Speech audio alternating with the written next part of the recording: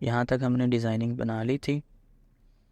अब हम यहाँ से इसकी डिज़ाइनिंग शुरू करेंगे और थोड़ा थोड़ा करके हम यहाँ से इसके पार्ट बनाते जाएंगे। सबसे पहले मैं इस गोले को एडिट कर लेता हूँ।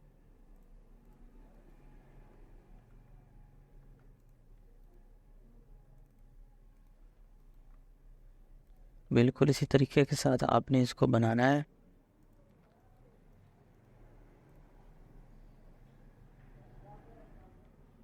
मैंने साथ में इसके जो माउस क्लिक है या कोई बटन प्रेस है, ये कीज़ वगैरह जो इस्तेमाल होती है, मैंने वो स्क्रीन पे शो की हुई हैं। आप वहाँ से भी देख सकते हैं कि किस तरह से कौन सा बटन दबाना है और किस तरह का जो काम है उससे लेना है।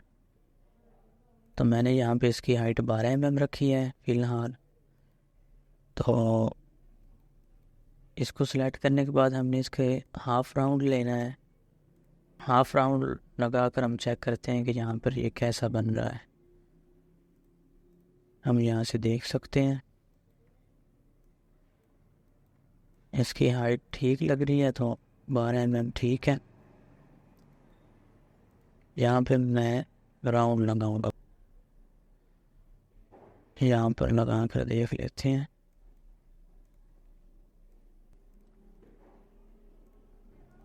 हाइट कुछ ज़्यादा है, मैं इसको कम कर लेता हूँ तकरीबन 8 mm पर।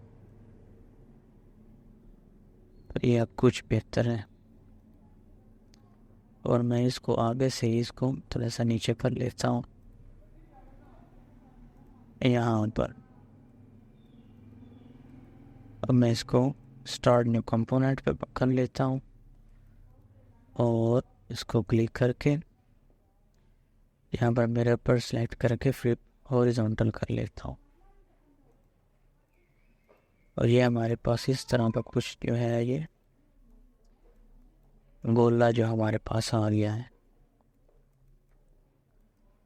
एक ये काम हमारे पास हो गया है, साथ में हमने इसको सेव भी करना है। अब यहाँ पर हमने ये बनाया था, इसको स्टार्ट कर लेते हैं। इसका सबसे पहले हमने लेना है ऑफसेट तकरीबन 0.5 mm का, आधे mm का। ऑफसेट लेने के बाद आपने यहाँ पे एडिट ऑब्जेक्ट्स पे आ जाना है। वहाँ पे आपने जाकर बेजियर कर्व्स पे जाना है और यहाँ पे आपने 0.1 या 2 कर लेना है। मैं यहाँ पे 2 रखा हुआ है, आप 2 कर लें। तो इसका प्रीव्यू कर लेना है। आप ये जहन में रखें, याद रखें कि ये कीप शार्प कॉर्नर्स हों और रिप्लेस सिलेक्टेड वेक्टर्स, ये दोनों पर क्लिक हुआ हुआ टेक लगे हुए हों। और जब आप ये करेंगे तो आपके जो ये पॉइंट्स होते हैं ये कम हो जाते हैं, तो इनको एडिट करना फिर आसान हो जाता है। तो मैं इनको डिलीट कर देता हूँ, इनकी हमें ज़रूरत नहीं है।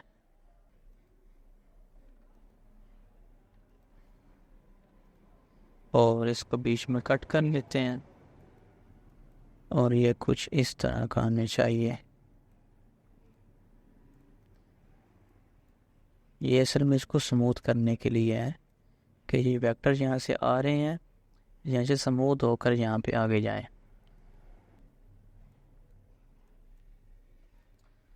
अब मैं इनको सेलेक्ट कर लेता हूँ और यहाँ पे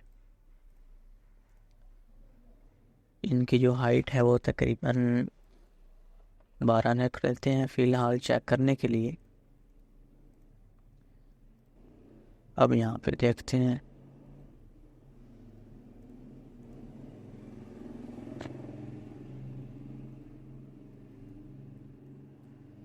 ये ठीक लग रही है हाइट, तो मैं यहाँ पे इसको रहने देता हूँ। आगे से मैं इसको थोड़ा सा नीचे कर लेता हूँ। ये बिल्कुल स्ट्रेट जा रहे हैं आगे, तो मैं इसको थोड़ा सा आगे से गिरा देता हूँ। तो उसको गिराने के लिए मैं इसका छोटा क्रॉस सेक्शन यूज़ करूँगा। ये आप यहाँ से देखेंगे नीचे चला गया है, तो मैं इसको क्लोज़ कर लेता हूँ। अब हमने इसको देखना है कि यहाँ पे ये मुख्तलिफ इसके जो शेप्स हैं वो आई हुई हैं। यहाँ पे ये इसको जो दिया हुआ है, जिन्होंने शेप दी हुई है, यहाँ से ये नीचे जा रहा है और इसके दरमियान में जो नोक वगैरह लगी हुई हैं तो मैं वो नोके लगा रहा हूँ और इनको जो ये शेप भी देनी है। तो आप देखेंगे किस तरह से शेप देनी है मैंने। सबसे पहले मैं जो इसको कट कर लेता हूँ इस पीस को, और मैंने इसका जो है तकरीबन इसके लिहाज से ऑफसेट ले लेना है। तो यहाँ पर मैं चेक करूँगा 2 mm का, 2 mm ठीक है, 2 mm रहने देते हैं। और ये यहाँ से इस तरह से आगे जा रहा है, तो मैं भी इसको आगे मिला दूँगा। ये चीज़ें समझने वाली होती हैं और प्रैक्टिस से आती हैं, ये चीज़ें बग़ैर सीखने के नहीं आती। आपने इनको स्मूथ कर लेना है। यहाँ से कट कर लें और उनको डिलीट कर दें। यहाँ पर लेके आ जाते हैं और इसको यहाँ पे, इसको यहाँ, और मैं इसको कट कर लेता हूँ और ये अलहदा हो गया हमारे पास और ये अलहदा हो गया। अब इन दोनों को सिलेक्ट कर लिया और यहाँ पे मैंने ये डी वाला क्रॉस सेक्शन है ये वाला मैंने लगा देना है। यहाँ पे अगर इस तरह का आपको दिखे तो आपने क्या करना है कि आपने सबसे पहले लाइन पर जाकर रिवर्स रेल कर देना है, इससे आपकी जो लाइनें हैं वो सीधी हो जाएगी। उसके बाद आपने इनको साथ में मिला लेना है और यहाँ पर ये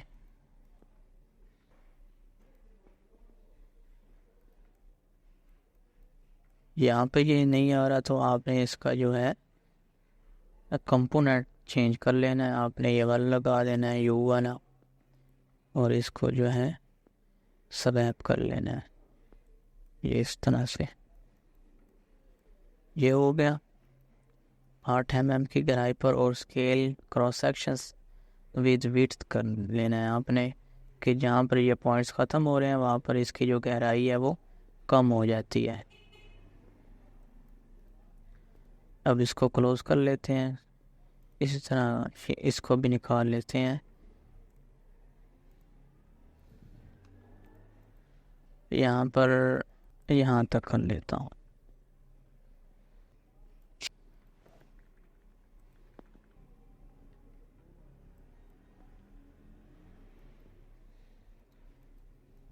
अब इसको कट कर लेना है।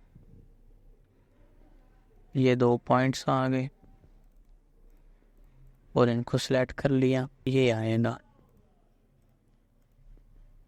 ये वाला क्रॉस सेक्शन आएगा। मैं इसकी 4 कर लेता हूँ, स्टार्ट कर लेता हूँ। अब ये इसका सेंटर वाला आ गया है। इसी तरह मैं इसका ऑफसेट ले लेता हूँ और इसको जो मैं ये मिला देता हूँ। ये देखने में थोड़ा सा अजीब शायद लग रहा हो, लेकिन ये वो टेक्निक है जो शायद आपको कहीं और किसी चैनल से ना देखने में मिले, क्योंकि इस इतनी ज़्यादा डिटेल में मैंने जो है ये वीडियोस नहीं देखी कि यूट्यूब में कोई इतनी ज़्यादा डिटेल से सिखा रहा हो और गाइड कर रहा हो। तो ये आपके लिए एक नई चीज़ है।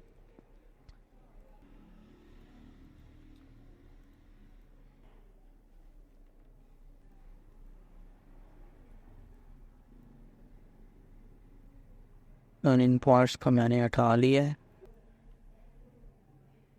यहाँ तक।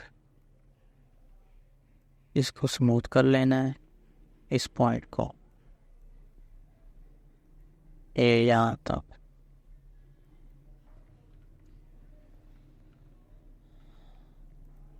अब यहाँ पे आ जाए। यहाँ पे पहले इसको चेक कर लेते हैं, इस क्रॉस सेक्शन को।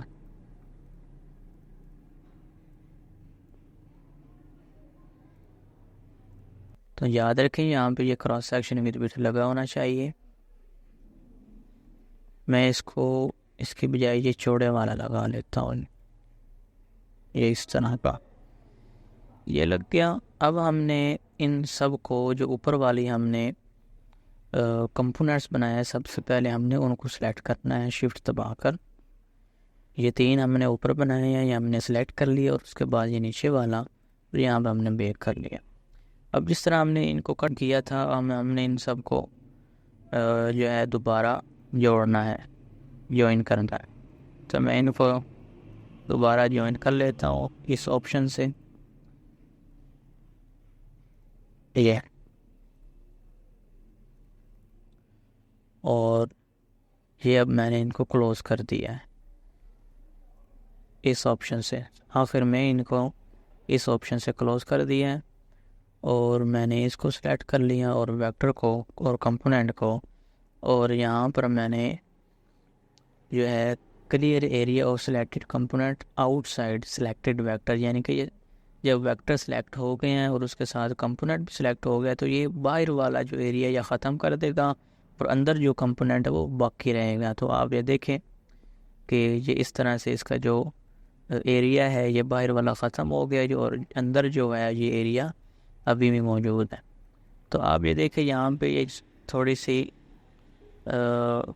लाइनें आ रही हैं, डॉट्स आ रहे हैं, कि थोड़े से ये हमने क्लियर करने हैं, ये हो जाएंगे, इनसे आपने परेशान नहीं होना।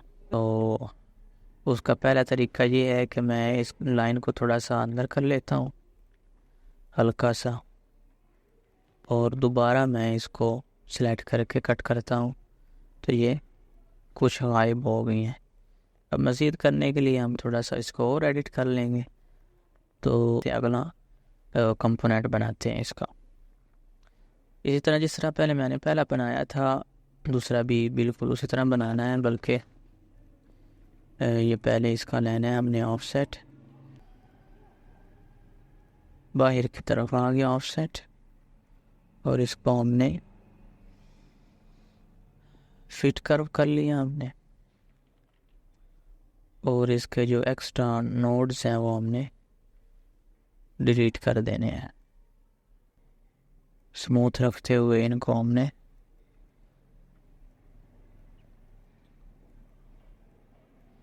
तो मैं कोशिश करूँगा कि कम से कम ट्रिम हो और कम से कम टाइम में ये जो सारा डिज़ाइन है ये कवर हो सके। तो यहाँ पर ये चीज़ देखें, यहाँ पे आगे लाइन ख़त्म हो गई, हमें ये लाइन चाहिए। तो आपने क्या करना है कि आपने इसका नोड निकाल कर अंदाज़ा लगा लेना है कि जो नोड है यहाँ पर जा रही है। हमने दूसरी लाइन को क्लिक करना है, और जहाँ पर ये नोड मिक्स हो रही थी, ज्वाइन हो रही थी, वहाँ पर हमने अपना कर्सर रख कर सी का बटन दबाना है, जिससे ये लाइन कट हो जाएगी।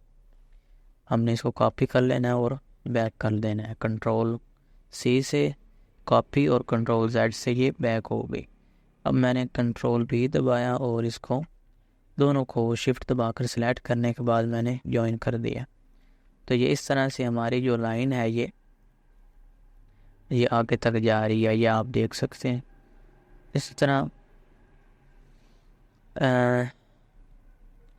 मैंने दोबारा क्लिक पेस्ट इसको कर दिया है, और इसको यहाँ पे जाकर मैंने आउटवर्ड इसका ले लेना है, और जो मैंने पहले बनाई थी इसको मैं ज्वाइन कर लेता हूँ। अब इसको मैं सिलेक्ट कर लूँगा, और जिस तरह से पहला कंपोनेंट बनाया था हमने, उसी तरह दूसरा कंपोनेंट भी बनाना है।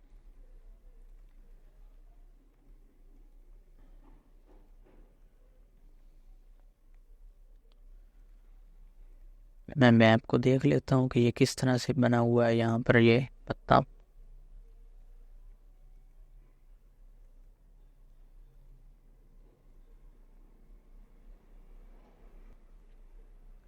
यहाँ पर हमारा ये ठीक बन चुका है। मैं इसको ये टिक हटा देना है यहाँ से। अब ये देखें यहाँ पे ये ऊपर जा रहा है, तो हमने इसको सेट करना है। मैं इसको छोटा क्रॉस सेक्शन लगाता हूँ ताकि ये नीचे चला जाए। ये अभी भी ऊपर है, मैं इसको और छोटा लगा कर चेक करता हूँ। ये अभी भी ऊपर ही है और नीचे नहीं जा रहा। मैं सबसे छोटा लगा कर चेक करता हूँ। यहाँ पे ये कुछ नीचे चला गया है। तो मज़ीद हम इसको एडिट करेंगे इसको बनाने के बाद। इसके बाद हमने इसको ये जो है इसको लगाव देना है इसको।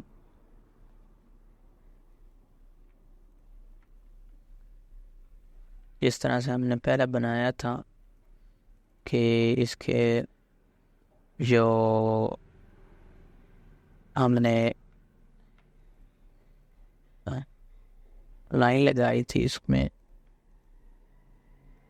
पार्ट बनाने के लिए, इसका मैं इसको यहाँ पर मिला देता हूँ, ये यहाँ पर।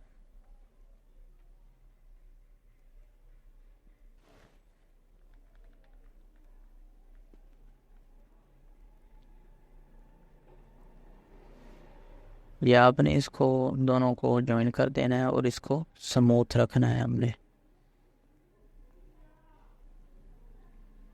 अब इसके बाद हमने इसको और इसको सेलेक्ट कर लेना है।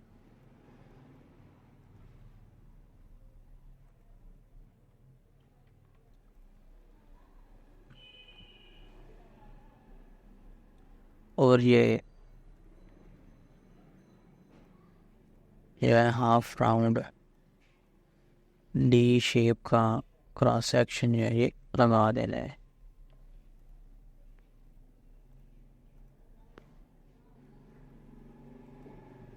मैं इसको विद विड्थ कर लेता हूँ ताकि ये जिस तरह से ये आगे जाए इस तरह से इसकी जो गहराई है ये कम होती चली जाए।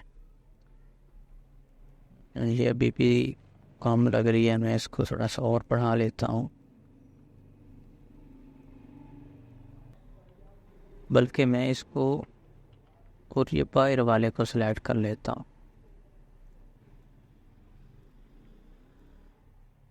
हमने इसको यहाँ पर लेकर आना है, ये यहाँ पर ही है।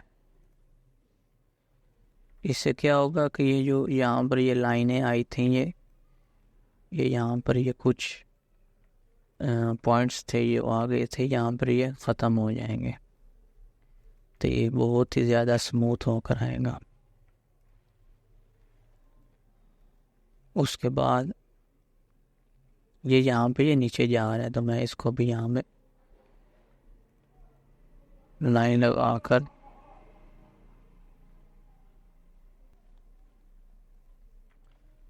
सेट कर लेता हूँ।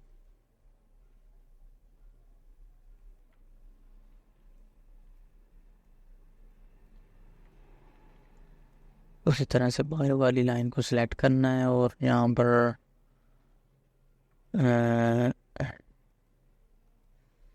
मैं इसको सिलेक्ट कर लेता हूँ।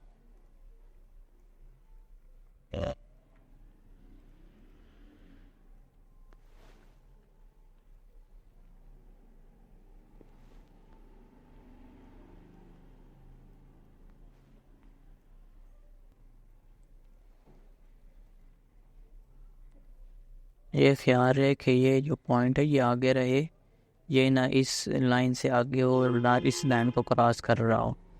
ये बिल्कुल आज़ाद पॉइंट होना चाहिए। कम कर लेता हूँ।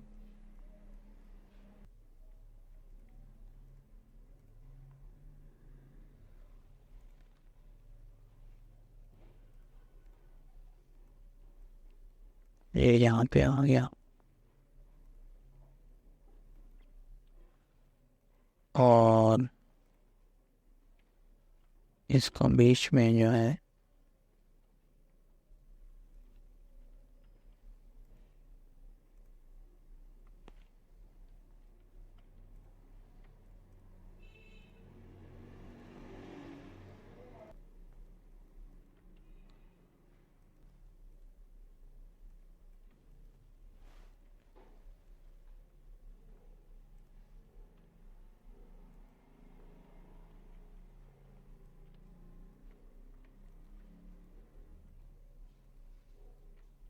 दो mm का ऑफसेट और जिस तरह से पहले मैंने बनाया था उसी तरह मैं इसको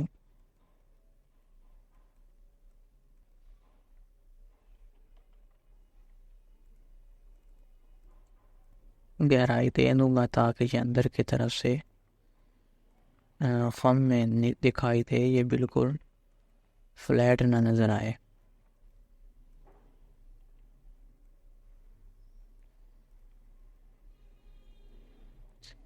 ये इस तरह से।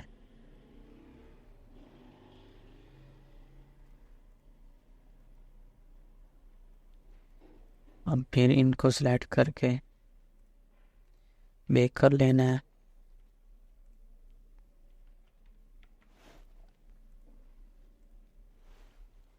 और इनको जो है ये आपस में ज्वाइन कर देना।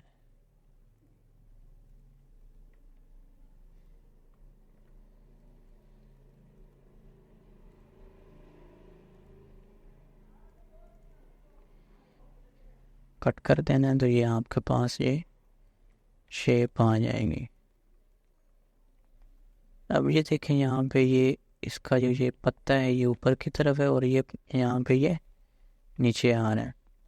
तो मैं इसको क्या करूँगा, यहाँ पर हमने जाना है की पर, कंपोनेंट प्रॉपर्टीज़ में, और यहाँ पर आपने टिल्ट का ऑप्शन है। यहाँ पे आपने इसको इस पॉइंट से इस पॉइंट तक या आपने सेट पर क्लिक करके यहाँ पर ये स्केल लगाना है और इसको थोड़ा सा ऊपर उठाना है, ये इस तरह से। इसको बेक करने के बाद इसकी हाइट जो है दोबारा सेट कर देनी है, तो ये हमारे पास ये सेट हो जाएगा।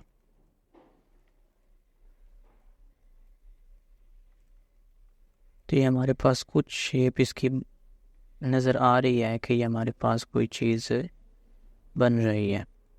तो इतना काफ़ी है।